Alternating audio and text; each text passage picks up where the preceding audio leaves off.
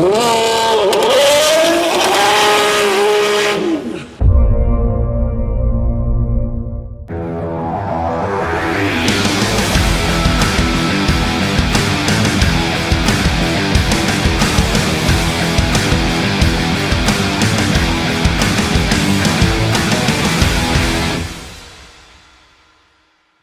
here we go. Here we go. Welcome out, Craving Cars Live.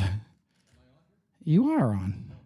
No? Hello. But no. There we are. There you are. Welcome I to forgot. We changed the channels. I think I'm on a different number today, and that's okay. Welcome to the show, everybody. I'm Corey Pratt. I'm Chris Ruck. And this is Craving Cars Live. That's right. Thursday night, back to back, every week now. That's right. The season's here. We're here. We got a lot of things to talk about. We got a lot of things to do. We got an awesome guest today. But first, we want to talk about and a shout out to the ones who helped make this show. That's happen. right. Let's bring up our sponsors here. Who do we got, Chris? You call them out. Flying H Drag Strip. Our newest. The one we're going to be talking about with our special guest. We'll be bringing that one up a little bit more here. We are Warriors. We are Warriors Apparel. He's going to be having a slash something else because he's got some more products coming out, and I'm pretty excited to see a lot of that. He made a live announcement actually just the other day. So we will, as he comes out with stuff, I think we will start sharing these new things on our show since we'll have a weekly thing for him. That's right. That's for sure. We got Richline Motorsports in the house. Timely delivery service. Tim, I know you're listening. And, of course, we got Uncorked Wine and Spirits. So cheers to them. Good for them. There you go. It's fantastic. You know what? What we said we wouldn't do is just sit back and there's a lot of activity around Street Car Takeover. So we're not going to waste time with us talking about a bunch of stuff. No, I think it's. I think we're going to bring on our guest, which I would say, if you're in the car community here in Kansas City, you know who he is. If you don't, then you've been buried in a hole somewhere. Who is he? Oh, who is this guy anyway? He's not only in charge of putting on some of the most amazing car events that I've ever been to. Yeah. He is an avid racer. He's a car builder. He has his own performance shop that we'll talk a little bit more about here a little later, and what kind of cars he's had. We want to welcome Justin Keith to the show. Yes, Justin. Thank you so much for coming out. Yeah, thanks, guys. I don't think I'm on. Oh, there you go. Yeah. All right, there we go. Don't worry, we'll get a new board Thanks, guy. guys, for having We'll get me a new board guy next week. We're rookies. we fly by the seat of our pants. Yeah. Man, it is really amazing to have you on the show. I know this was something that we've talked to you about before, and it was just nice to actually get you on before the big event that's going to be coming up soon that we'll talk about here. Yeah. But more recently, what's happened is you've got it's a C7 Corvette, isn't it? Yeah, C7 ZR1 2019. A ZR1. Oh, baby. So that's not just a Corvette. And you know what? Okay, how about this? What's the stock horsepower of a ZR1 Corvette? 670? 70 something, right? Yeah, 670 something. It's 700, I don't know. I want to say it's in keep the them stock, mid-700s, yeah. I believe. Yeah, 755. There it is. 755. Oh, now we're above 6. And you want to know why he was kind of fun with that number, Yeah. Chris? Because you know damn Is well he that car fudging? does not have 755 right now. No. It's got at least 10 or 15 yeah, more. he threw out an upgraded supercharger and everything else on it. So I'm sure it does. But I tell you what, you posted something that you won an event or something with it, or at least a class thing with that. What happened? Yeah, so we went out to the Flying H Dragway home opener this last weekend. Okay. And they were having a no-prep race on Sunday. And for me, the ZR1 is a great no-prep car at the track. Because it leaves so soft, you can really control the launching on it. So I took the ZR1 out there, and I got it to run 6.0, and I just ran it the exact same time every pass, and it went 6.0 pretty much every single time down the track. Nice. yeah. well. So you average in that 6, right? Yeah, so we did have to turn the car down a little bit. So we pulled about 10 degrees of timing out of it to get it to run a 6.0. I didn't know it would run a 6.0 pulling that much timing out, but it just did anyway. That's where we started, and we ran it and went 6.0. I was like, well, perfect. We're just going to leave it there. So we pulled, I would say, probably about 150 horsepower out of the car. What's it top out at now if you didn't pull that timing? I don't know. So I'm gonna run it again at the Street Car Takeover event. It should go like high 8s in the quarter mile. Okay. Probably like a 570, 580. Right on. What kind of power is that pushing right now, do you think? So it makes like 1,065 horsepower to the tires. Jeez. Yeah. Just rear wheel. Compared to what we're probably going to talk about a little later. Is it manual, auto? That's modest. It's auto. Auto? That only came paddle that way. shift. I'm pretty sure that one only DSG came with, kind of deal with that transmission, didn't it? That it ZR1? It came with a manual too. I would love to have a manual ZR1. Oh, okay. I'm sorry. Yeah. I'm thinking of the new Z06. I apologize. But you know what? Speaking of that, if you go manual or DSG, right, paddle shifters, whatever, what do you find is more responsive? I know people love the manual, but can you really shift as fast? No. I mean, the automatic is, for drag racing, it's... You can't hit it quick enough. I'll be honest. I feel that way when it comes to the way transmissions are nowadays. With whatever form of automatic transmission you have, even on road racing, it's just the guy can just keep his hands right on the wheel. Right. And then I've even seen professional race car drivers driving, like, let's say like a Porsche, like a GT3 RS or something like that. They don't even bother with the pedals. They just put it in the full auto DSG sport mode, and they say it does a better job than I can do it. So I just let it do its thing. It always keeps it in the power band. Yeah, it just does it, and they can just concentrate on steering and putting the car where it needs to go and brakes. And I was like, that right there is amazing. So a little technical difficulty over there. No, we're just rubbing. Okay. It's rubbing against his microphone. So. Oh, is that what I was hearing? Yeah. That. We'll edit that part out. That's all right. Okay. Yeah, we're live. Out of this live broadcast. That's it's live, Eddie. All righty. But I tell you what, I saw that you had posted that about that vet, so I was just kind of curious. Yeah. You know, I was like, that's pretty cool. It is a really cool car. You know, honestly, that is in my opinion, is the baddest Corvette ever made. Yeah. And they only made them They only made them 1 year. They only made like 2,700 of them. Well, it's still currently the most powerful Corvette they've ever built. Like if you want to compare off the showroom floor, correct. Factory outdone, it had the more power than even the newest Z06 right now. Correct. But you know what it weighed? It's probably like 3,700 pounds. It's pretty heavy. Okay, pretty heavy for a vet, anyways. For a Corvette, yeah. But that motor. That thing is a beast. It's still probably the sickest looking, without doing anything to it. You get the track pack and all that stuff. I do like the ridiculous. C6 Zio. Right. Yeah, I do C6 too. Z01. I do too. The 429, but I mean, it was a great looking body. I know it sounds stupid, but the whole little plastic plexiglass, little see-through part where you can see the engine. You know what? It's not even the engine. That's You're the problem with the plastic cover American underneath. car. And that's the problem with American cars. It's a lot of plastic. Yeah. It really is. I don't care, but that was still very cool. I know it shouldn't be, but I still thought that was really cool part of the C6 one. Yeah. Yeah. And even though it's like, wow, look at the engine. It's like, technically, that's not even the engine. It was the engine cover that you were seeing through that glass. But I will say, how about this? Do you have a favorite Corvette? Like it doesn't matter. I'm not referring to, like, let's say you had to drive a stock Corvette. Do you have a favorite generation? C7. C7 is your favorite. Really? Yeah. C7. I've had two C8s. I've had a C6. I've had a C5. And the C7s are my favorite. Okay. What I like about the 7s over the 6s is just the interior. They did step it up, the quality interior-wise. Yeah. But something about the 505 horsepower naturally aspirated V8 out of the Z06 C6. Yeah. I don't know. But see, I'm not like some. I'm not after power. I'm not after being the fastest person either. But I just think that's a good comfort. Car. It's enough power. The interior to put your ass makes a difference. It's enough to put your ass in facing the wrong direction. Yeah. It is if you don't know what you're doing on that. But that's true. I say car-wise, if you don't mind, Justin, I want to talk about what I think. At least as long as I've known you, I feel like you've had this car, and it may be the longest car that you've owned. Nope. It's not? Nope. Is it the longest highly modified the way it is car that you've owned? Nope. Oh wow, we're gonna get to that. No, it later. Seems like he jumps around a lot. No, that's okay. But that's right. I do feel like this is the most known car. Yeah, it that is. Most people might know you of. If they don't do a lot of street car stuff, I think they still know this car. Yep. And it's Nemo. Yep. Very properly named, by the way. Yeah. I just love it. Good one. But it's your what year is that? 2019. 2019. And you've had it since 19 then, haven't you? Yeah, I bought it brand new. Yeah. And you gutted it. Yeah, to make it this. Well, I don't want to say gutted. We put the first cage in it when it had 250 miles on it.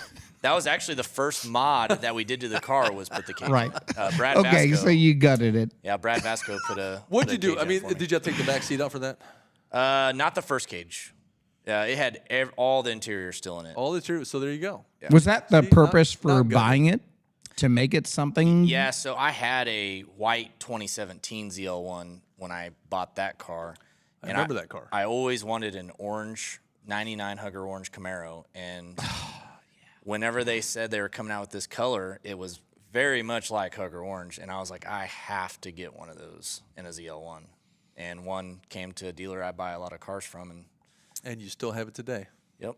It's just not the same as it was then, though. And it's gone through a few modifications since then. It's gone through phases. It's on version 3 right now. Okay. Yeah. Is that the one popping the wheels up? I don't think Is that stage 2 or stage 3? Version 3 is the one on the pictures on the left. We just got those done. Okay. Version 2 is early. Is that the right twin turbo. Then you're still throwing the whole front end up. There's a reason, too, that you went, well, I mean, it could be just the fact of, it's time to make a change, but there's another reason why you went through version 3 now, because Nemo has held a lot of street car racing records, hasn't it? Yes.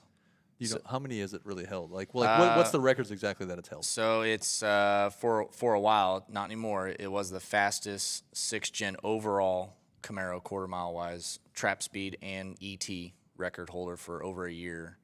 Fastest 8th mile ET and mile an hour, best 60 foot out of any 6th-gen Camaro ever. Dang. I mean, that's about it. I mean, and it was doing all this while still being a perfectly good street car. It's still, I mean, you pop the hood on it, it still had, I mean, it still does. It still has a lot of the stuff that's in the factory location. We haven't relocated anything. It was heavy, weighed 3,900 pounds. Stock, they weigh like 4,000. So it was still heavy. But, you know, this winter we've been run on the same combo for 3 years. What was the first, how about this? When you made, after, I guess, your first rendition of it, what did you do to it then? So when I first got the car, I wanted to be the fastest stock supercharged ZL1. I wanted to take that record. Okay. And we did. We got that record. And then it got to the point where I was like, I just want to go faster. So we pulled the factory. The bug has been gotten. Right. Yeah. So we pulled the factory engine out of it, the factory transmission, and we put a built engine in it and a Turbo 400 transmission and a G-Force 9-inch, but still kept the IRS stuff in it. So we basically bulletproofed the drivetrain, I guess you could say. Okay. And we put just a Huron Speed basic twin turbo kit on it. And the car, it was fast. It went 850s, but I wanted to go faster. So we took off the store-bought turbo kit, they say, and we made a custom turbo kit and stuffed the turbos way up in the front bumper where you can see them. And which, you know, that picture that was the picture that was just up. Yeah. We did that, and the car, you know, it was running low 8s, and man, I just could not get that car to run 7s, no matter what I did. And finally, I got to talking to one of our vendors, Circle D Performance, Circle D Specialties, I guess you call them. They make torque converters. Okay. And he's like, I built that torque converter for a lot less power. He's like, you're making substantially more power now. He's like, let me build you a bolt together, one of our new version, you know, race torque converters. I was like, okay, you know, we'll give it a shot. And he's like, also, your rear gear's way wrong. You need to run this rear gear. So I was like, okay, I'll do whatever you tell me to do. And we did the gears and we did the converter. And literally the next time out, we went from running 8.0s to 750s. Holy crap. Like, that's a big makeup. That's a huge out. step up from just doing what sounds to me like a couple kind of minor things. And it was the first 6th-gen in the 7s out of anyone. Wow. There was one other 6th-gen in the 7s, but it had an LS swap in it. So really it wasn't technically a 6th-gen Camaro because it didn't have an LT engine in it. But it still counted, I guess. So I was the first 6th-gen with a LT engine that they come from the factory in the 7s. Well, that's super cool. And whenever I ran that 750, I mean, all the Camaro guys were in like a group, and I mean, it just blew their minds. They're like, "Oh my gosh, you just set the bar pretty damn high." And it took over a year for someone to break that record. And then you know what it took? It took all these people to go, all right, guys, back to the shop. Let's go. Yeah, that's right. Let's start turning wrenches again. We got to do something because now we know there's that much more room that we have to play with because you did it. Doesn't mean it's not possible for someone else to do that, which means all that does is a record is just meant to be broken, right? So that just forces everybody else to go. There really was no magic combo in the car. It was a combo that, honestly, people have been running for years. They just haven't put it in a new Camaro. And I've got a lot of seat time in that car. A lot of people, they build these cars and they go to the track once or twice a year. I'm racing almost every weekend. So are you really? Yeah. That's another thing where, I just have a lot of. I know that car like the palm of my hand. I mean, I know what it's going to do. You got good reaction time. You got all that. Yeah. Like that car I've raced it so much. It's almost. I feel like I'm a part of the car when I'm racing it. Like kind of like you and your Porsche, or like any car I'm in because I'm that amazing. That's not what it is. But I don't drag race really much. Yeah. No. As much as I love being around it, I've just never been part. I think it's because I just don't have money to keep fixing things when I break them. Yeah. And I do feel like you take a car on some back roads and hit some curves and you have a little bit of fun. You're not necessarily driving your car 10-10. You want to be fast on that strip. You're driving at 11-10. Yeah. You're just like, nope, I got to push this car beyond what it can do because I want to be faster than the next guy down that strip. That's the whole point of doing that.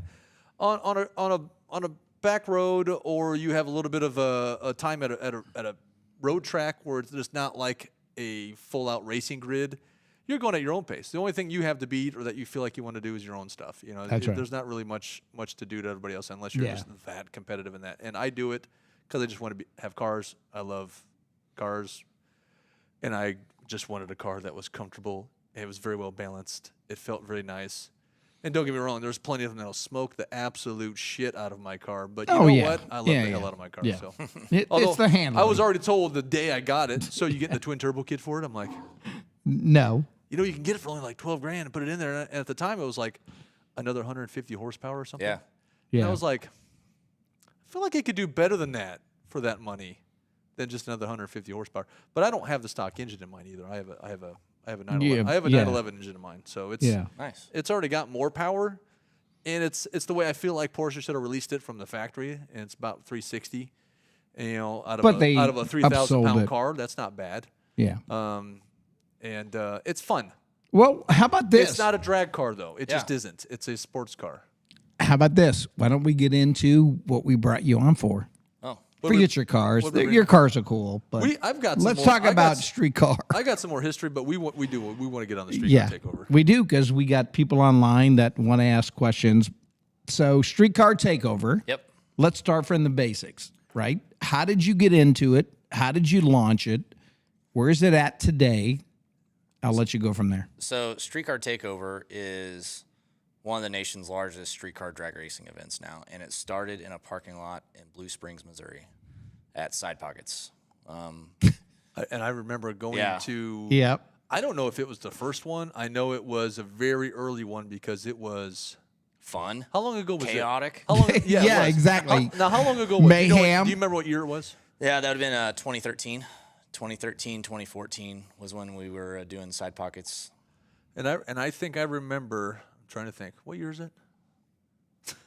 2024. So because 11 years later, I've been at my current day job for going on almost 7 years, and then 11 years ago he started. It's like my previous year from that.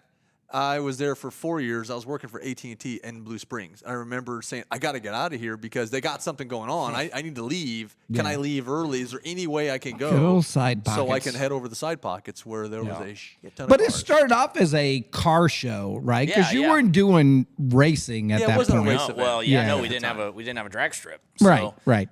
I started that just because we didn't have a drag strip. So we were street racing all the time, and I was, hosting street race meets, around the city in various parking lots and stuff.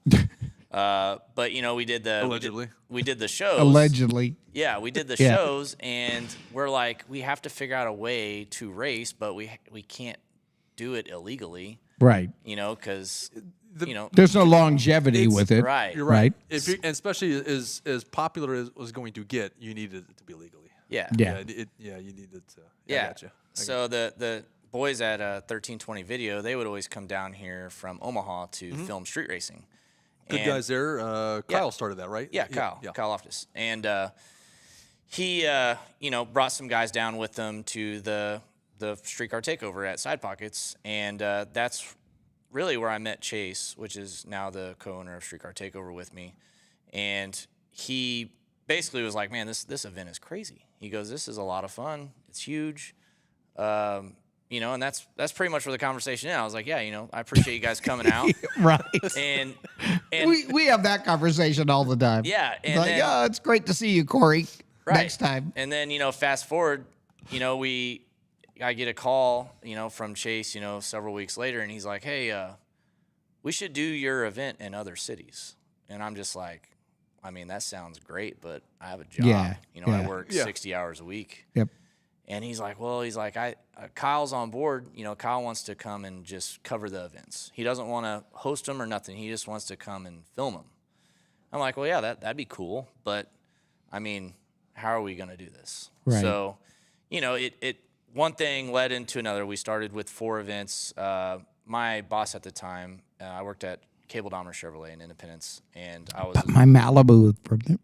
Yeah, I was. I gotta give a shout out. Don't start bragging about the Malibu. I know. I was a service advisor there for a long time, 9 or 10 years, and my boss, he was a drag racer, so I told him kind of what I was wanting to do, and he gave me the time off to go do it. And good boss. After super props to Rich Frost, and then it just turned into one of those deals where we had a couple really big events like around the country, and I'm like, man, I wonder what I could do if I just put all my time into this. Right. And that's when I made that leap, and I literally just walked in Rich's office one day and said, you know what, I think I'm going to try this. I'm just going to put my 2 weeks in. And I was making, 6 figures at this job. Yeah. It took me a long time to build up all my customers and all my accounts. I had a bunch of fleet accounts and stuff. And my mom mainly my mom, she thought I was crazy. She's like, I don't know if you're I don't know if you're making the right decision. My dad, on the other hand, was like, hell yeah. Man, this is going to be cool. I'm going to travel with you. We're going to race, All of a sudden you went Southern Toad. Well, that's how my dad talks. All right. There you go. That's the dad. Yeah. So. And the mom probably wasn't wrong. There might have been a little crazy. No, I mean. Yeah. It's always crazy. She even had me scared. Because then she's like, well, how are you going to pay for your house and. Yeah, because you're not moving back in with us. And I was like, well, I mean, I don't know. I'm just going to make it work. I have faith in it, so I know it can be big. And if I think what it's going to do does come true, I think it'll be awesome. And we just kept working on it. Then the problem was with the KC deal, the kickoff party was, then we got to the problem where the cities, like Blue Springs, they basically kicked us out. Yeah. It was too big, too crazy. Which it was. It had, how many years did you? Because you had it there more than once. It wasn't just one time. We did it there 2 or 3 times, I think. Mm-hmm. And the businesses loved it. I mean, we had meetings with the city, and all the business owners were there. Culver's, Side Pockets, 54th Street. Yeah. They were all like, we need to figure out a way to keep this going. And the city's like, okay, well, we need to have this, and it was going to cost me like $20,000, which at the time, I'm like, there is no way. Right. They're crazy. And I'm looking at it this way. I'm like, I'm bringing in all this revenue for the city of Blue Springs. Because there's people traveling to go. It's not just people from Blue Springs. Filling up all the hotels, everything. Right. Yeah. And now they want me to foot the whole bill for it, for like officers and everything else. When in all, I mean, it was a free show. I mean, and, we sold some shirts. I mean, that's how I made some shirts. anything. I don't even think you charged for a vendor that showed up at that point. No, I don't think I did. You just said, hey, if you guys come on out and open it up if you wanted to. Yeah. So then we, started to have to look for a venue that was going to charge us money. So then when I'm like, well, how am I supposed to pay for this? If this parking lot or facility is going to charge me, X, Y, Z. And I'm like, I think I can figure this out. We'll do like donations and whatever, like basically cover the cost, and then whatever I have left over, I'll donate to a local charity. And I was like, that's my way of giving back. All I care about is selling shirts. That's all I wanted to do, was just sell my T-shirts and make money that way. And so we got hooked up with Taking It to the Streets. They're a local Kansas City charity, and then we were helping Warriors for Freedom, which was a military charity that Twin Peaks supports, which at the time we were partnering up with Twin Peaks restaurants all over the country. You were. There was all kinds of. And we still are. Pre-parties and all that kind of stuff. Yeah, so we had a really good working relationship with Twin Peaks Corporate. And so we did it. You know, we moved the car show to Noland and 40, which... you know, at the time that when was the old Sam's Club we have a lot of our friends online that are supporters of the Nolan Road crew, so they know that deal. So, like, you know, the coolest part about that Nolan and 40 show was Nolan Road ain't been popping like that since like probably the 70s, 80s. Yeah. I mean, it was crazy. I mean, at the time I lived in Lee Summit, right over by Chipman and Pryor Road. Yep. And so I would take the back way to get over there. Like we were transporting, you know, cars up there and stuff, getting ready for the show. Oh, you got the old Nolan route. And then I get up there and my dad's like, I'm going to go grab some more chairs from your house. I'll be right back. I'm like, all right. Well, he left, and all of a sudden all these cars start rolling in the parking lot. And we're like, oh, man, like we don't even open this show for like 4 more hours. And so, you know, I'm getting bombarded. You know, we got people there helping, but I mean, we really didn't know what the hell we were doing. And so, you know, they're coming in, and then all of a sudden, I mean, the whole parking lot that we had for the show was full 2 hours before the show even was supposed to start. And so we're like, oh, boy. And then 2 hours passed, and I'm like, where's my dad at? And I looked at my phone. Pops at? I looked at my phone because, you know, I hadn't been paying attention. Well, I had like 10 missed calls. Oh, crap. And it was my dad. Yeah, you're so bombarded with everybody else showing up. Yeah, and it was my dad, and he's like, I'm stuck on Old Nolan Road. The traffic is all the way backed up to past where the old drag strip is, a line to get into the show. And he's like, I can't. I'm just stuck. I'm like, oh, my gosh. And then that's whenever, like, I hired some police. So that's when the police showed up, and they're like, I thought this was going to be a car show in the parking lot. I'm like, well, it is. but you got to get them in it. So that show ended up gridlocking traffic in that whole area for hours. All the parking lots, like the old Toys R Us, all the 4 parking lots in that whole they were full at one point during that day. And the cops were pissed because they had to direct traffic, which they weren't getting paid for. Right. I'm freaking out because, like, I'm like, I don't know what to do. They just keep coming. So so we did it 1 year there. That was a one and done at that one. But it was cool because everyone was cruising Noland. I mean, it was just a really cool – because, you know, I'm 37, so I got to experience a few years of the Noland Road stuff with the Hooters. Absolutely. And, man, those were the best times. But that really brought back a lot of cool memories for not only me but a lot of other people that were there. They're like, this is just crazy. We haven't seen it like this in forever. So that was cool. And then we got fixed up with Ameristar Casino, and that worked out really good. The first one that we did there, we basically shut down their whole area to where their normal customers couldn't even get in because we filled the whole parking garage. Nobody could go gamble because you had a mild lockdown. Yeah. Well, it's kind of like they gave you a pretty good I mean, they got a huge lot. They got a huge, but they gave you this certain section. I remember getting there, and I went, is this going to be big enough? Right. Because I know what it was in the past, like what it was over on Nolan 40. I'm like, I can't tell how many cars will fit here, but I kind of feel like it's not going to be big enough. Yeah. As big as this lot is, I don't know if this is going to be big enough. But anyways, it was a 2,500 car lot. Yeah. Just the lots outside and then the parking garage and everything. We filled it. Yep. So we were there for 2 years. And then I do know of an amazing video that's out. That was out that year from that show. What was that? It's on that YouTube channel, Craving Cars. Oh, yeah, that one. Yeah, that one's Those pretty cool. Guys. I'll put the link in the description. There you go. Sorry. Those were fun times. So we did Ameristar 2 years. It worked out well, but we wanted ultimately more space. We wanted unlimited space. So that's when we started talking to Arrowhead, Kauffman Stadium. Mm-hmm. And in 2019, we did our kickoff party there, and it was massive. I mean, massive. I think that's the first time I hooked up with you was at Arrowhead. Yeah. And it was an amazing show. The cars never stopped coming in all day. Yeah. And there were so many cars there. It was hard to count them all. That you couldn't even look at all of them. You couldn't. I mean, there's no way. Yeah. I was rolling around as fast as I could with the camera. And you would go down an aisle, you go down an aisle, you'd go down some more. I'm like, hey, I got to go run back to my car because I need another battery. All of a sudden, I forgot it. And you go back and you're like, wasn't I just down this aisle? Yeah, now there's all kinds of new cars. These are not the same cars that were here, right. 20 minutes before that. Because you could just go around not even a quarter of the show and keep seeing different cars. Yeah. Because people are cycling in so much. Yeah, and then at the start of that show, Kauffman Stadium decided to have like a 5K run the same morning, and they're like, "Oh, it's not going to affect anything." But I'm like, really? I'm like, really? You scheduled it the same day, like? And then I'm sure they already knew you were going to be there, and they still scheduled it. Well, no, it's not that. They just it's just a car show. Right. They didn't think it would be as big as it was. Right. So they gave me the whole east side of the stadiums, which that'll fit 5,500 or not 5,500 cars. It's 4,000 cars on that whole side over there is what those parking lots fit.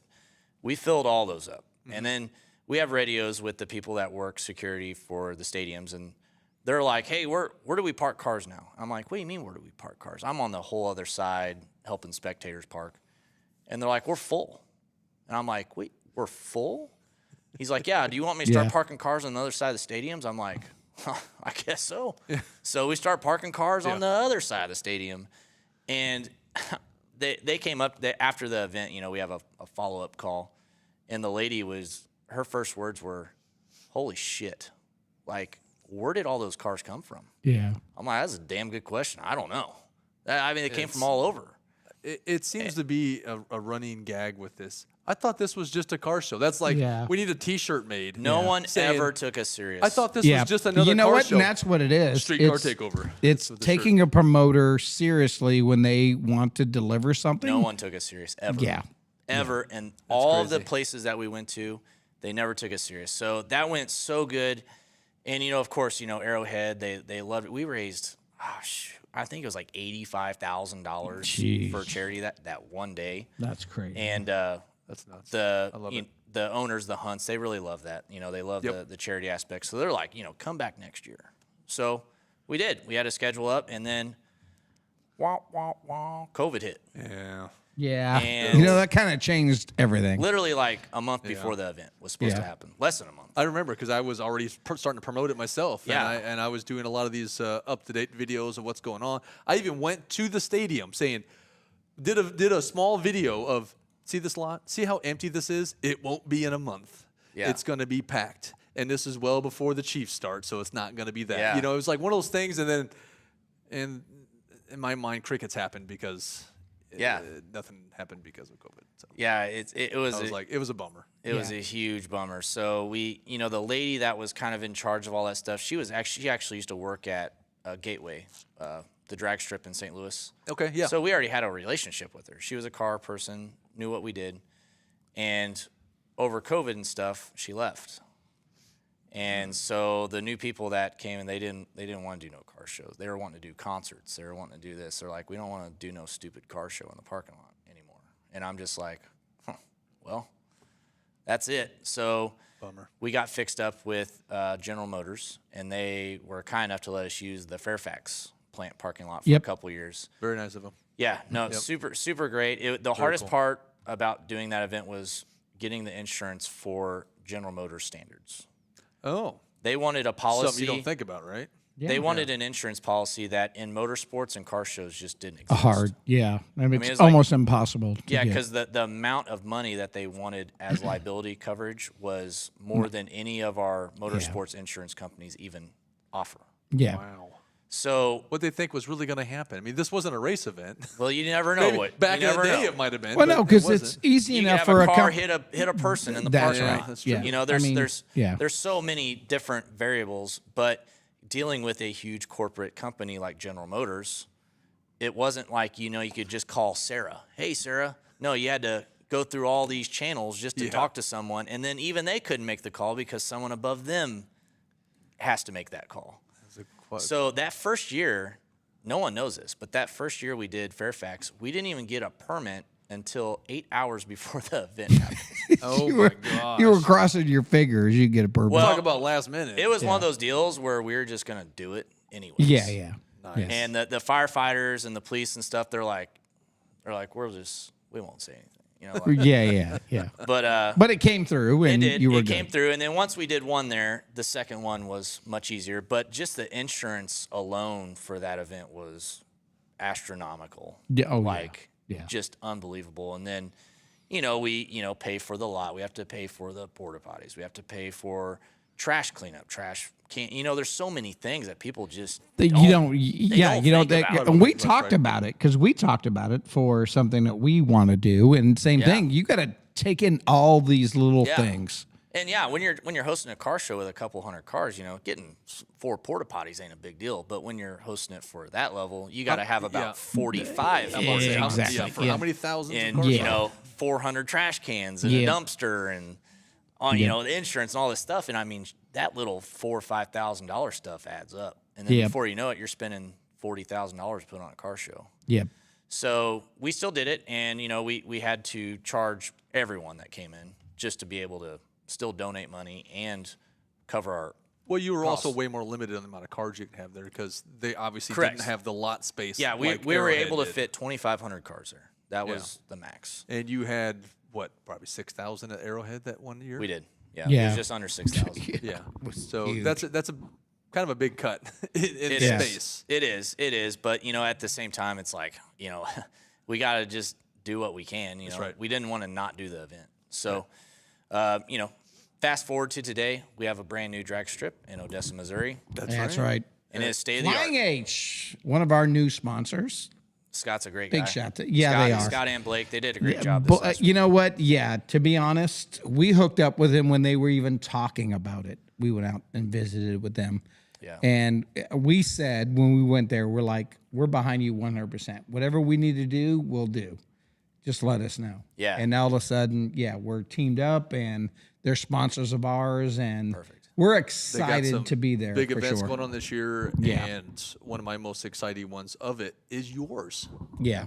That's Let's talk about it. So now this is actually going to be one of the first that I would say that you can say Kansas City surrounding area. Correct. Because I know you've had some stuff out in Topeka, but that's not Kansas City area. No. It's an hour and a half or 40 minutes away or whatever. Yeah. It's the Kansas. So now we officially have another drag strip. First one in this area since KCIR. Yep. Closed down a long time ago. Yep. Brand new facility. Not even like, let's just refurbish something that's already here. Completely fresh poured. All the facilities for the drag strip side is all brand new. No expense spared. Ranked as one of the top 10 for sure as a drag strip nationally. Guys, I go all over the country. We go to all the best drag strips in the country, and ours is probably top 3. Yeah, I agree. And the surface itself may be the best. Yeah. I don't think people understand in Kansas City how special this track is. Yeah. Because they don't go to any other track. Like, we have probably one of the best drag strips in the country right now. That's awesome. That is actually extremely exciting. And it's going to keep getting since we're better. going to be at a lot of those events too and just seeing it. Yes. So I have a feeling this is going to be one of those record-breaking kind of tracks. It is. Yeah, it's going to, especially with good air and stuff, it absolutely will. Yeah. So you ran your car out there. Yes. 8 mile or quarter? We were doing quarter mile Saturday, test and tune, and then 8th mile was the event on Sunday. Okay. And because we were confused a little bit, right? Because we were out there, we've flown drones, we covered the track kind of a deal, and it seems like all the time sheets are giving back 8th mile. Right? Not quarter. Yep. Do you think the quarter mile is set? Or Yeah. No, I ran quarter mile. I was Did you? quarter mile time. So Okay. Okay. Because I think this is like in the top 8 of longest strips in the nation. And it's got an uphill shutdown. Which I love the uphill. Which is awesome. Yeah. I mean, when you're in a car that traps 110 mile an hour, it's not a big deal. But when you're in a car that traps 200 miles an hour, you love that. You gotta have that. You gotta have that runoff. It is nice. Yeah, it's yeah. nice to have that. Yeah. So first time. So we have you have your Street Car Takeover, the kickoff party. Technically, is what this is, right? But it's also a race event. Yeah, so you got to actually have them at the same place. Yeah, so basically our goal with the kickoff party is the kickoff party's goal has always been to kick off the season. Right. Whether it's a car show or a race or whatever, this is kicking off the summer for Kansas City. And that's why it got that name. So, at the track, that's what we do. We host drag racing events. Kansas City was a one-off deal. That was the only time we would ever just do a show. So now we can actually show people what we do. Yep. And we are checking every single box at this deal. I have over $100,000 that this event is going to cost me. I'm a little nervous about it. What? Did you say 100,000? We're over 100,000. Wow. I added it all up the other day. Okay. Forget our car show. And I'm a little nervous about it. I'm a little nervous, but I think it'll be good. My business partner, Chase, he's kind of the guy that kind of puts me in check with, don't spend this, don't spend this. Yeah. He had a heart attack like a month ago over this. Almost. So, is it the stress? Yeah. So you said $100,000. You with the cardiac. Yeah. So he's on board with it now, though. I'm like, it's gonna be good. Just let me do this. I want to put on a good show for everyone in Kansas City. I want to have live music. I want to have a big stage. I want to have a burnout contest, a burnout pit. I want to have, good payouts in the drag racing. Everything. I just want everything to be as perfect as I can make it. We're going to be there. You let us know what needs to be covered, what you want to make sure that people see. And we'll cover it. We'll do what we can. Yeah. We'll do the absolute best. I haven't made it to a lot of out of town events with Street Car, but I've been to every single one of them since I've known about it in the area, and it's just exciting to actually go to one that's a race event. So it's cool because what a lot of people haven't seen in this area in particular is the style of cars that are going to be out here racing. We're going to have everything from 3,000 horsepower V10 Audi R8s, Lamborghinis, McLarens, down to your... well, you said every car I love. Yeah. Yeah, I love that. All the way down to, your everyday Mustangs and stuff. We also have our no-time class, which, there's cars fast, guys. They're no time, but let me just tell you, they're the fastest cars on the property, and they are bad to the bone. So it's cool. That's the one thing I love about our events personally. I'm basically bringing like an event that you see down in Texas, like a TX2K, FL2K to Kansas City. And that doesn't happen here ever. Well, so the roll racing brings out the high horsepower exotics, which are super fun to watch. And then we also have, our street car class, which is quarter mile heads up. We split it into 3 different groups. So we'll see some 6-second quarter mile passes out of street cars on small tires. Small tires. Dang. That's hopefully I'm one of them. Yeah, let's hope so. But it's going to be really cool. I'm just going to go. We'll start with Thursday, and I'm going to run you guys through what the event's going to be. So okay, let's do it. Thursday, April 25th is going to be our pre-meet, our pre-party, we call them.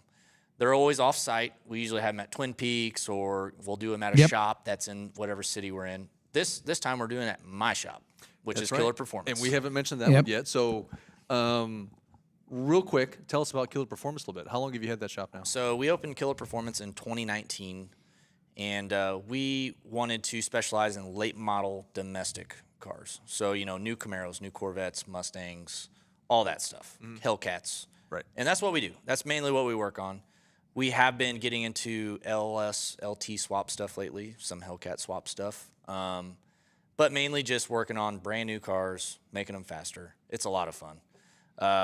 And you recently switched to another location to have more space now because you've got. We're in our cars, right? third location. Third location. Third different spot. So yeah, this new shop now, it's brand new. It's in a brand new complex, 9,000 square foot shop.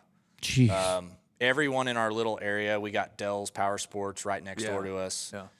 On the other side, then we have Drew's Diesel. So it's a whole block of just car people, or motorsports people. Yeah. So for the kickoff party, we're closing down our street is a dead end. So we're closing down the whole street. All the businesses are going to be involved. So we'll have, honestly, there's a lot more parking there than you think. And we're just so, especially it says it's just you got some street parking. If everybody else is on board to park on their sides of the parking lots, you can fit quite a few cars. Oh yeah, we're gonna have as much parking as we can. We're gonna have food trucks out there. We got our DJ coming from Indianapolis, who's awesome. He's been DJing for our Indy event since 2015 now. That's cool. And he was so excited that I'm paying for him to come out here to DJ our whole weekend. There you go. So he's pretty pumped up about that. But we're going to have, DJ, we're going to have food, lots of cars. It's just going to be fun just to hang out. People can come out, see some of the cars that are going to be racing for free. It's no charge. And then Friday, we are going to start racing at the new Flying H drag strip. So Friday night, we're going to run qualifying rounds for all the classes, so everyone will see a little bit of everything. Okay. Everything that's racing the whole weekend, besides roll racing, is going to be ran on Friday night. It's most of our classes are quarter mile. We only have one class that's eighth mile. Is this kind of more of a practice kind of Friday night would be, or is that counting qualifying, time trial, test and qualifying? Yeah. Gotcha. For people to come get used to the track, all that good stuff. Saturday is the big day. We're doing all kinds of stuff Saturday. So we're starting. That's when you get all your extra stuff going on. Yeah, we're starting the day with roll racing. So kind of cool way to start the day.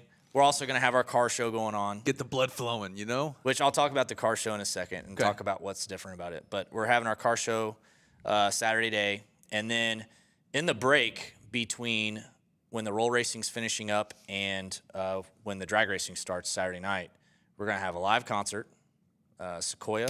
And you got a good artist coming in. Yeah, he's awesome. He sings country / classic rock stuff, basically whatever. But they are. I looked him up. He is pretty damn good. They are really good. And I was at a bar one night, and they were playing there, and I'm like, who the hell is this? I'm like, these guys are good.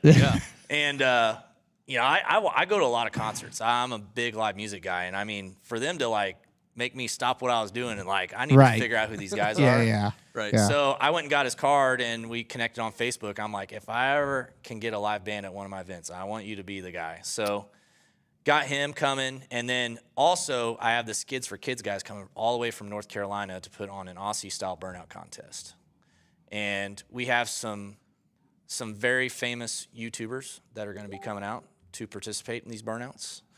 So it's going to be pretty cool to see some of them come Call them out.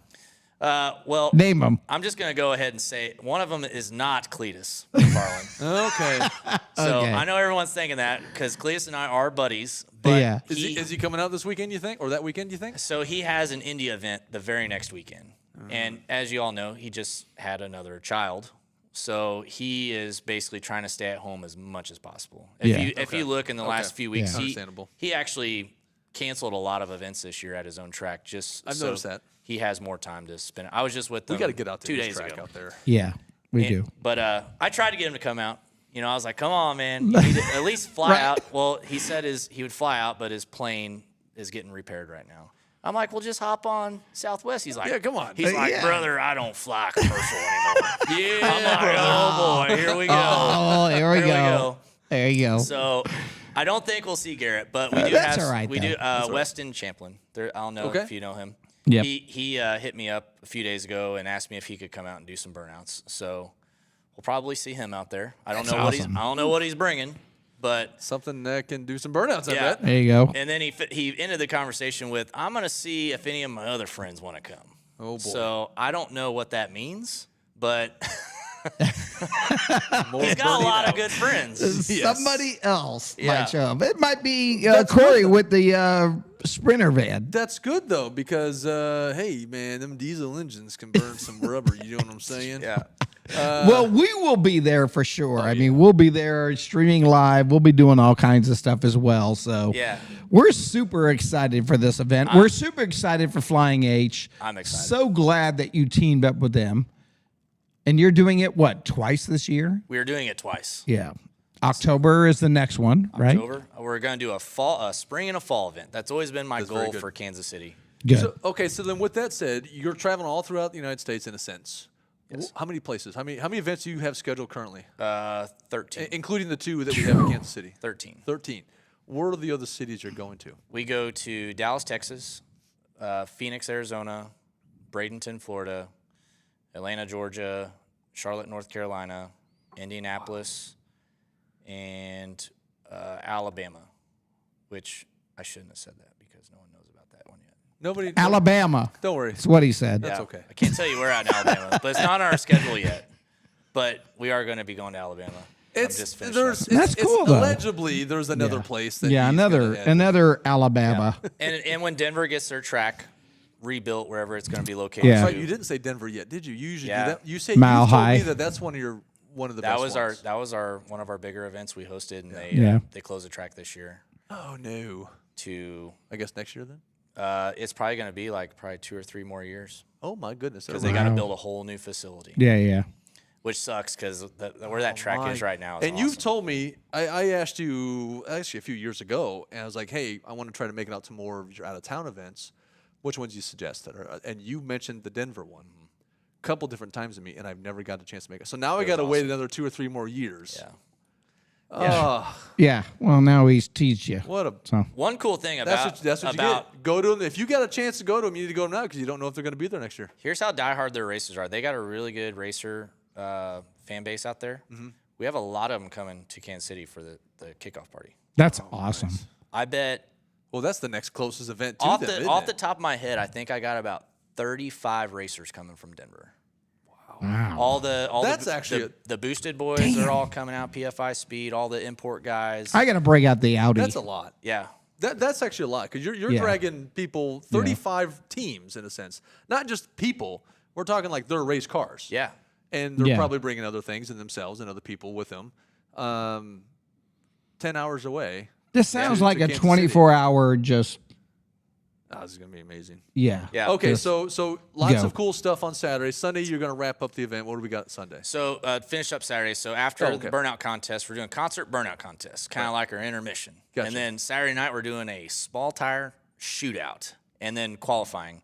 So all those fast 8th mile What do you cars. mean small tire? So small tire is basically, in our opinion, is 275 or 10.5-inch non-W tires on the back. Like just go to some tire place, buy your tires for your car. They're race tires. But it's not. It fits in the factory locations. In the factory wheel, it's not tubbed out. It's a 275, which most of your Corvettes and stuff now come with 325s on, 345s. Right. So they don't qualify. 275s. When the Hellcat first came out, they were 275s, which I thought was ridiculous for 700 horsepower. Yeah, and some of these cars, guys, are running in the 3s in the 8th mile. I don't know if that's going to happen here, but at some of our other events, it's gotten really close. 4.0s on a 275 radial. I got Jimmy Bradshaw. He's hands down probably one of the best track prep guys in the country, maybe even the world. He's coming out here. He's going to be here all weekend prepping for us. He preps a lot of our bigger events. So you guys are going to see some fast stuff. I mean, that's awesome. I know they just had an open house thing, but I don't think we're really going to see it broke in until this event. This is when this track is going to be. If it had a roof, it would agreed. be gone. Yeah. I think, I agree. Because we've been out there a couple times. Do we need to bring a thing of champagne to break on something just to kind of caress it? Slam it on his. Oh, maybe we don't want to break it because it's glass, but maybe we'll have a couple little. We'll have to open some champagne. Cheers, everybody. We'll fly a drone and drop. We need an opening ceremony for you. That's what it is. We'll do some confetti drop from a drone. And do it that way. Sunday is all eliminations for all of our drag racing classes. So nothing is going to be on Sunday except for eliminations. That's the day you want to come out because that's when everybody is like racing to win. They're not out there just testing. They're racing to go to the next round. Actually officially, There you go. So where do they go if nobody knows about it yet? Where do they go? Streetcar-takeover.com. Or you can go to our Facebook page, Street Car Takeover, Instagram page, Street Car Takeover.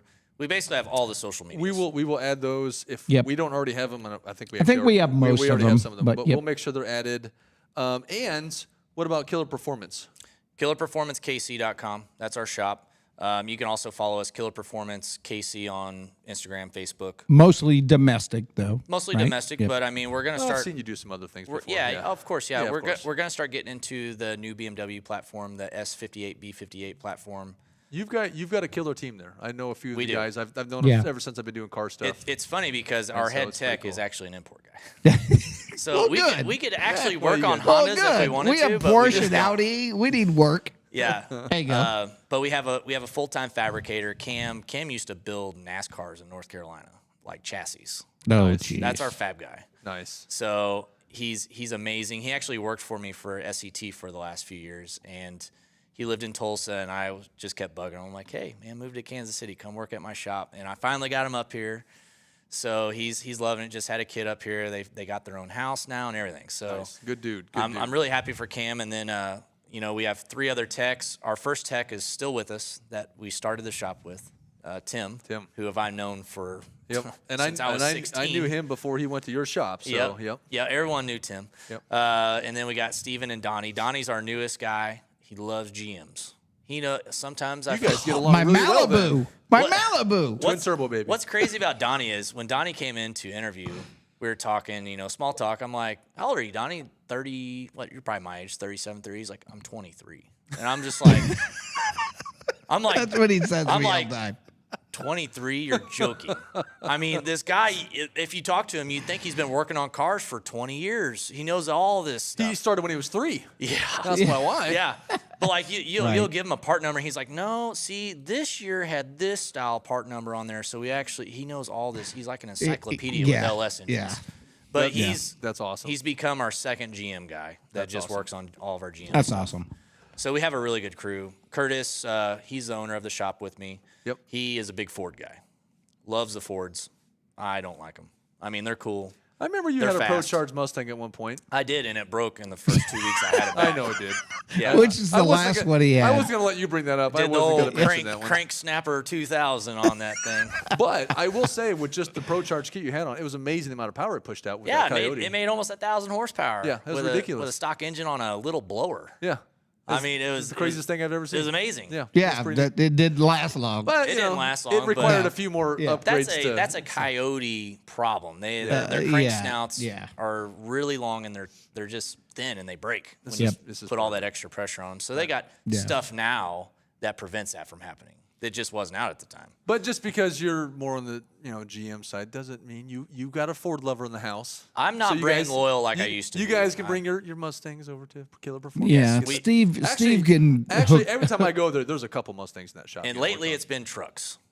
You've done a ton of these trucks. F-150s. We do a lot of those now. You're doing those square bodies. What are you doing? Are you just modding the motor, or are you doing lifts and? Hold on. You got to tell him about the one that you swapped out. It's got isn't it a ZR1 setup in there? So I built one on YouTube, and it became instantly famous. Yeah. We take a 90s Chevy truck, regular cab short bed, and we put all new modern stuff in. 10-speed transmission, LT4, LT5, coilover suspension and stuff. Well, I built one, and they're all low-mile trucks that are like really nice to start with.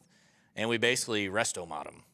And they're old enough it can be called that now. We're on build number 10 Not right sad. now. We do them for customers. You're becoming the place to go to for those now. Yes. You truly are. I got 8 more in line. And the builds are just, you open the hood and you're thinking, okay, someone put an old body on a new car. No, they didn't. No. It's still the old truck, but they put the new stuff in, and it looks fantastic. We strip them all the way down to the bare frame. We have the frames powder coated. They're really cool trucks. I mean, everyone that sees one's blown away. So we've gotten a lot of attention off that. They've been on the cover of Hot Rod Magazine, almost the cover of every single as if he's not truck magazine. Not used to being on magazines. Right. So it's the trucks have been just awesome. I love the trucks. Everyone loves the trucks. Yeah. It's a big part of our business now. We have a water jet coming that we're going to start making all of our own parts, selling those online. We have an online store now. But that's enough. That's enough on Killer Performance. It's a cool shop. I got just 2 really quick questions. You don't need to go into detail with them, really. And we didn't go too much with your car history. We'd be here for another couple hours. Yes. And even probably with your current right now, just how many cars do you have currently now? I think 10. 10. Do you have 11? A favorite? I was expecting like 3. No, yeah, I knew it was gonna be favorite. more. I mean Nemo, obviously. Nemo. Okay. Outside of Nemo, what's your favorite you currently have today? Probably the R8. The R8 you just got. What's your daily? We'll talk about that. We're gonna spotlight the R8. I drive a BMW M2. M2? Yeah. Those are nice. Really cool car. And your R8, because I'm an Audi guy, in case you didn't notice. It's not, obviously, it's not stock. Well, of course it's not, because I saw the picture. Okay. Yeah, it's safe. It's got like, I don't know. It's crazy. Yeah. So what do you do? Just take it out for... It's twin turbo supercharged N8. Yeah. I don't know, I just made that up. Honestly, the most fun part about having the R8 is taking other people for rides in that thing. Is it auto or gated? Yeah, it's auto. It's a brand new. Auto. Yeah, it's brand new. Oh, it's brand new. Yeah, Okay. 17 and up only comes with DCT. Yep. 7-speed. But it made a little over 1,800 all-wheel horsepower. Oh my God. Do you have Stupid. How about this? That's stupid, pal. Do you know how many cars you've owned? Someone over asked the me years? that literally last night, and I'm like, I would have to sit down and legit write it all down. I would say it's somewhere probably in the 60s range. Okay. Really? What is your biggest mistake that you've ever made in a car, or what is the biggest mistake you let go? A car that you should not have let go that you regret to this day? Biggest mistake car was probably the Mustang. Really? Yeah. Was it? What Mustang was it? It was a 2018 Mustang GT. Yeah, it's pro-charged. Everything, not just but everything about when I bought the car, all the signs were just pointing to don't buy this thing. And then you did it. And I just ignored them, and I was like, oh, yeah. But there was so much stuff that happened in the process of buying that car that just most people would have just walked away from. Yeah. But I just had to have it, so I did it. And then the car you regret the most letting go? Probably my 5th gen Camaro. I had like a single turbo 2010 5th gen Camaro. I had it actually for about 5 years. And that car was really cool. It was ahead of its time, honestly. We built that car in 2012, and it was like, if I showed you a picture of this thing now, it looks like a car that was built like today. It had like all the latest trends that are happening still today. Back in 2012. But back over 10 years. It was just ahead of its time. No one was building a 5th gen Camaro like that. Was it just a stock, or was it like we did a ZL or it was a SS, but it had at the time SS2. Yeah, 2SS. Okay. I put a ZL front bumper, side skirts, and it had 15-inch wheels. I had a 9-inch rear end in it, turbo 400, big single turbo, facing right up front. You can kind of see it through the grill. Okay. And that car was just so cool. I mean, all factory interior. And the guy that owns it now, he still races it. Like, it's still a car that's raced to this day. Trackable. You have one thing we didn't mention. I don't think you mentioned you had it, but you didn't mention what it was called. You have a YouTube channel. Yes. What's the YouTube channel called? It's Stang Killer Productions, like Mustang Killer Productions. That name started back in 2002 when I was 16 years old on the forums. Everyone's like, oh, does this guy know that he is not a Mustang killer? It's like, yeah, but you don't understand the history of it. Right. You know, a lot of guys' old YouTube channels have dumb names. Oh, yeah. And they just keep them. What it is. Because it takes a while to build a Because YouTube channel. back then you could buy the stupid names. Yeah. But, I got, we just hit 106,000 subscribers, which is pretty cool. And we get to showcase a lot of our racing and a lot of our builds at the shop through the channel. It's a really good way. Really cool. It's a good way to actually get that out. Yeah. There, it is. For sure. We get a lot of business just from our YouTube. I bet people call. I bet you do, and that's awesome. That's going to continue to grow even faster and faster because the stuff you're building out of that shop is amazing. The race events you put together are amazing. Justin, you are just an amazing person. Well, I do it honestly. I just love doing it, and that's what makes it so. I'm killer. as big of a car guy as anyone else. Yeah. Yeah, I mean, you could run all across some guy, just random person on the street that don't know who you are. Doesn't matter what you were driving. Right. They're driving something cool. You'll walk up to them, and next thing you know, you got this big conversation about their car. Yeah. I mean, that's what I love about the car. It could be all walks of life, but if you have cars in common, you can get along with anyone. Yep. Yeah, you really can. Yep. There's some guys that if I didn't know, they were a car person, I wouldn't even walk up to them because they scared the death out of me. I'm like, man, these guys are gonna. If you're willing to listen and talk, that's a different thing, right? Yeah. If you're not, you're just out there to do whatever, then that's a different But cars story. really does bring everyone together. We do have a question. One of the audience says, "Can I bring my golf cart?" Yes, you can bring your golf cart. There you go. You do got to buy a pit parking pass to bring a golf cart in there, though. Okay. Uh-oh. Yep. All righty. And that was our friend Will. Okay, I knew who that was. As soon as you said it, I knew what it was. And someone did mention that they like the shirt idea I mentioned. Yeah. I thought this was just going to be a car show. Oh. Says everybody from Street Car Takeover.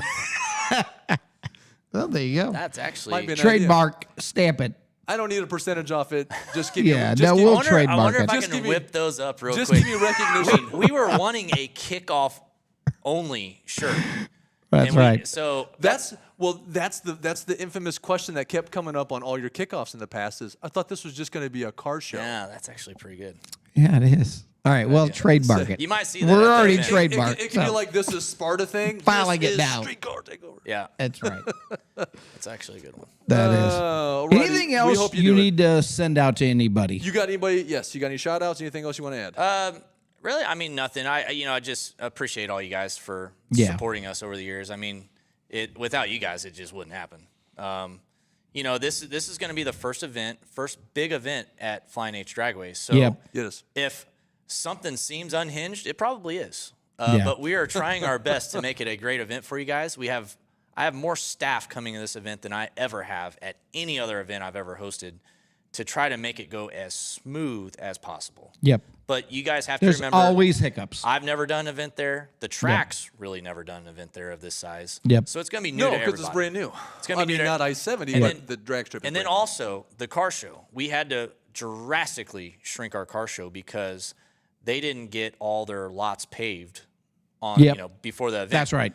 Yep. So we have a very limited. The car show's already sold out, but it sold out real quick. It's not going to be 4,000 cars out there. It's just not. We can't do it. Right.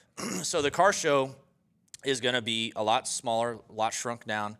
We're going to focus on the racing, and then in the fall we'll have all these new paved parking spots open, and we'll be able to open the floodgates once again for the car show. So just bear with us for this event. If you didn't get a car show ticket, come out, support the event, get a pit parking pass. You can at least park back there somewhere because the spectator lot's going to be in the front of the track. The spectator lot is dang near a show by itself. The amount of cars that will be there will still be a lot of. If it's anything like any of your past ones, because you would have like a car show area and a judge thing, and then you got the people that just wanted to be there. Right. And just walking through that was cool car after cool car. We got a lot of cool vendors coming too. A lot of vendors that are big companies from around the company that support us. Very cool. HP Tuners, they're bringing out a big display. Deechworks, Pro Charger, Automotive. A lot of our sponsors are coming out to this. Nitto Tires. That's awesome. So not only is there going to be lots of things to watch on the track and off the track, but you can also go through and check out a lot of our great vendors that we got, and food and all that good stuff. I can't thank enough for being on here as well and having us at the thing. So by all means, at the Street Car Takeover, especially on Saturday for sure, we'll have the van set up. I believe, right? We'll have a spot, correct? Yes, you guys will have a spot. Yeah, we're right in the middle of the racetrack, actually. Right at the launch point. We're the ones going to go. No, all 3 days are going to be. Scott said we could just park anywhere. Yeah. So we're going to be right in the middle of the track. But no, come see us at the booth too. We'll be shooting live. Yeah. And I know you'll be busy, but we're trying to get your attention a little bit. Yeah. During the event as well. Awesome having you on here. Like I said, once again, we could talk to you all night long because it's a car thing, but we got to cut it off at some point. Yeah. I got to eat dinner. We'll have to have you back on. Yeah, for sure. I mean, if you're willing, we'll for have to have you sure. back Promote on the October event. For sure. Yes. Yeah. The October event's going to be really cool. Yeah, that'd be cool. So thanks for everybody being on. Once again, thanks to our sponsors. We got Flying H Drag Strip. Awesome. That's right. We Are Warriors Apparel. Uncorked. Timely delivery service, Uncorked Wine and Spirits, and That's right. Ridgeline Motorsports. Thank you all for being here, and thank everybody for joining. I know we didn't get necessarily to everybody's question today, but we were talking about a lot of stuff. So thanks again. I'm Corey Pratt. You guys. I'm Chris Ruck. And to remember all you cravers out there, keep craving, y'all.